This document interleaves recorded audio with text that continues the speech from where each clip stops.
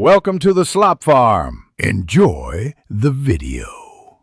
You start by opening Chrome Music Lab and choosing Songmaker. This gives you the piano roll style interface.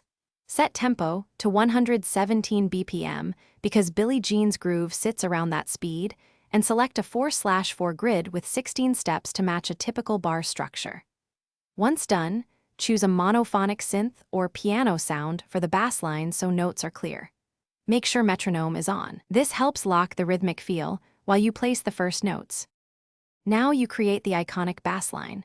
Place the root on beat 1 and a lower octave on beat 3 to establish the pulse. Add syncopated accents on offbeats. Those 16th note placements give the groove its forward motion. Once you hear the pattern, introduce octave jumps and 1 beat rests to create space. This is why the bass breathes and doesn't feel crowded.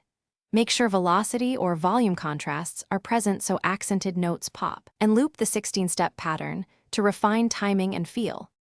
Finish by adding percussion.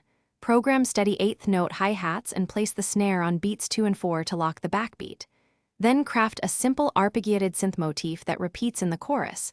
Keep it sparse so the bass remains prominent. Once arranged, balance levels and add slight reverb for space. Avoid heavy delay that muddies the bass.